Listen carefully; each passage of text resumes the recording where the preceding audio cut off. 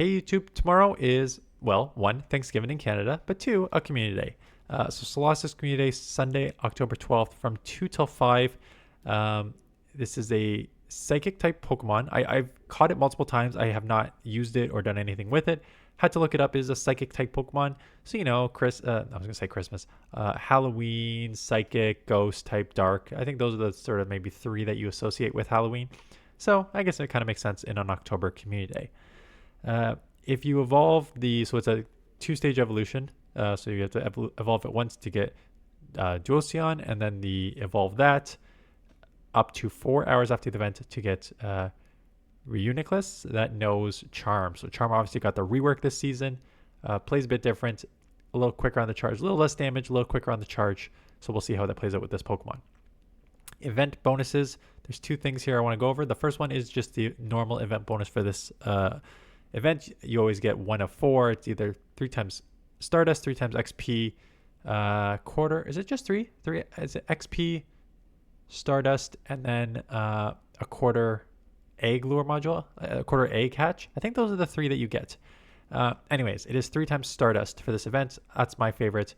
Everyone needs Stardust to power the Pokemon for both GBL and rating, so I think it makes sense that I love this one the most. The rest of these, 2 times candy, 2 times chances of receiving Candy XL. This is all regular bonuses that they have been doing for quite a while now. So these are very, very helpful bonuses here. And then the new one here, Lure Module Bonus.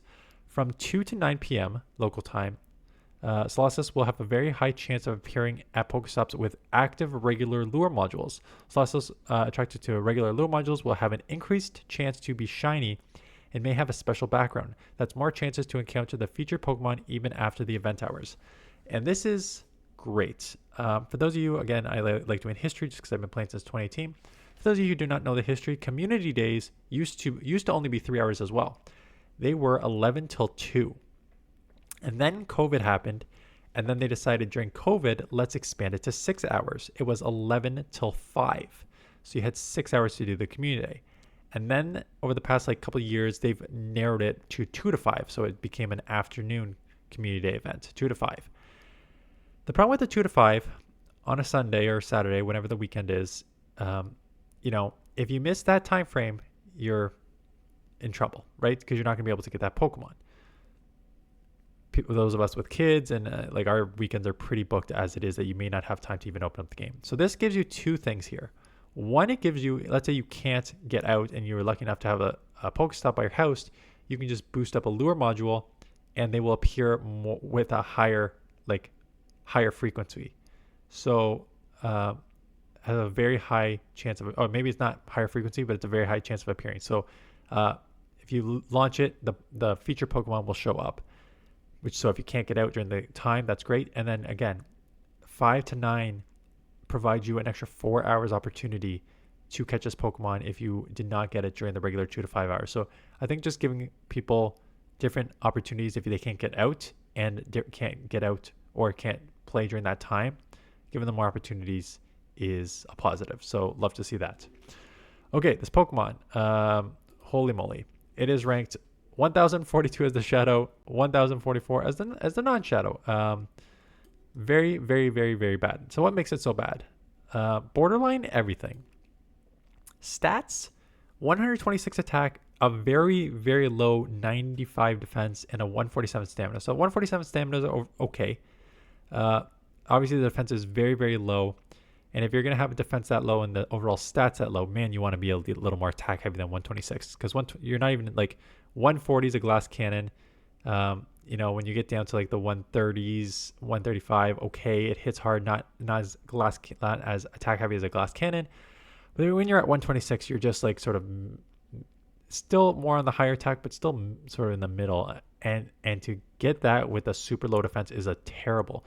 And in fact, when you look at the traits, usually there are some positive traits associated with Pokemon, not this one, just less bulky. So just our overall terrible start. Compounded by the fact that it is just a psychic Pokemon. And psychic is, in my opinion, one of the worst typings in GBL. When it comes to weaknesses and resistances, the rule of thumb is what makes a strong Pokemon is like 1 weakness for every 3 resistances you have. So now, not only do you have more weaknesses than resistances, you have 3 weaknesses and 2 resistances.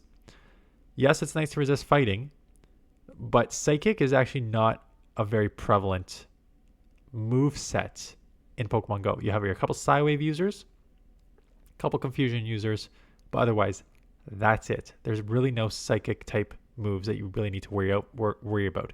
So yes, you have two resistances, but really only one that you're going to have strength with in the meta. Bug, Dark, and Ghost are very prevalent right now in the meta for GBL. So basically you have 3 to like 1, maybe 1.5 at best resistances. So bad typing, bad stats, you need to be saved by this moveset. Right now, Hidden Power is garbage. So that is, this is going to be an upgrade for sure over Hidden Power. The moveset, Psyshock got buffed a couple seasons ago. It has 40 energy for 84 damage. So overall, one of the quicker charge moves in the game. The damage per energy is strong, especially when you get same type attack bonus on this, and this is not even the shadow. So overall, Psyshock, great move. Second move, you got some cover. You got Shadow Ball. Shadow Ball is a good move in itself. A little slower, 55 energy, but where Psyshock, it does make you very vulnerable to Dark because both moves would be resisted by Dark. But you're probably going to lose to Dark anyways because you're Psychic. But Shadow Ball, where Psyshock is resisted, let's say on Steals, Shadow Ball will give you something to throw. The problem was, as you can see, Hidden Power is a terrible 3-turn move, so it still takes 15 and 21 to get to these moves. So while Charm is a little better, you're going to see that it is not where it needs to be to make this Pokemon strong. So you have Hidden Power here and Charm. So yes, while Charm is still doing the way more damage, 4.33, your energy per turn is actually the same, 2.66. So while you, of course, just have a damage upgrade, you're still not getting to those charge moves faster. So you're still taking 15 to get to a Psyshock and a 21 to get to a Shadow Ball, which is not going to be good enough on a Pokemon that is very glassy and has terrible typings. So not surprising when you throw it in PV Poke. Its abysmal 1 in 42 record goes to a still very, very pathetic 3 in 40 record. And then in the Ultra League, you pick up quite a few more wins just because Charm does have a lot more play. You pick Giratina, Greninja, Como, Kyurem, Mewtwo, Reggie. So a lot of Dragon Pokemon on this list down here goes to 12. So is this Pokemon you need now? No. Can this Pokemon ever have play? The problem is, even with Charm, do you need to do this community day? I always say, do the community day because you never know what moves a Pokemon can get. But in my opinion, Charm is not what this Pokemon needs. Psyshock, you can live with Psyshock. Maybe you want a faster, harder hitting move than Shadow Ball. But what you really need is a fast charging move. So Charm is the community move you're getting here. That's not it. You need a 4.5 energy per turn move to make this thing have probably any play. So let's put in Fairy Wind, right? So instead of Charm, let's say it gets Fairy Wind. So we'll put this Pokemon in. I still think it's going to struggle, but I've got to imagine that with something like Fairy Wind, this is my first guess. If I'm wrong, so be it. But you need something that you can spam a lot quicker. And it still only gets you to 6 and 37. So it's not surprising that you pick up more wins with this Pokemon. But really, you need a Fairy Wind with Psyshock, and then you need a 40 turn.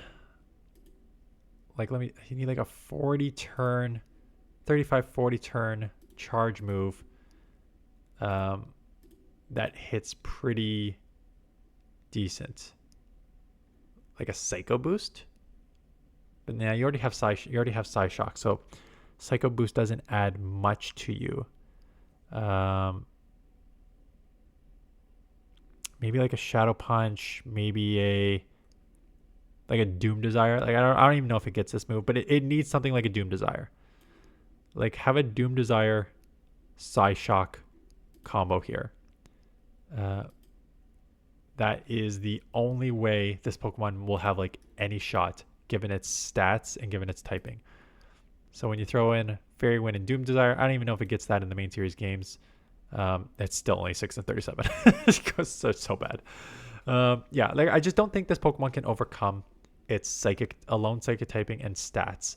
So even if we gave it one of the best fast moves in the game in Fairy Wind and one of the best damage per energy quick charge moves in Doom Desire, a 4 for 80, 40 for 80, with a stab Psyshock, it still has an absolutely abysmal record. Let me just make sure the stats are here. Yeah, just absolutely abysmal record. So, you know, this is one that seems like it's shaping up to be more of just a get the shiny and complete your decks, as opposed to one that you need for GBL, because we just ran the analysis, given it one of the best fast moves in the game and multiple good charge moves, and it is still absolutely useless. You know, maybe in a limited cup, but even so, like the limited cup would need to be like a psychic. It needs to be like a psychic dark something cup. Maybe in the psychic cup. I know there is a psychic cup, so maybe as a charm using the psychic cup, where you're resisting charm and then being able to, where you're resisting psychic moves while being able to throw charms and stuff. Maybe that is helpful, but still probably not, given how slow it is to the charge. But you know, this is a community that's shaping up to be not a great one for GBL. But that is it. I hope you have a good, if you're Canadian, happy Thanksgiving. And yeah, we'll put out a couple more Jungle Cup teams before league turnover next week, and we'll go from there. So appreciate you watching. Hope you're having a good weekend, and I will see you guys in the next one.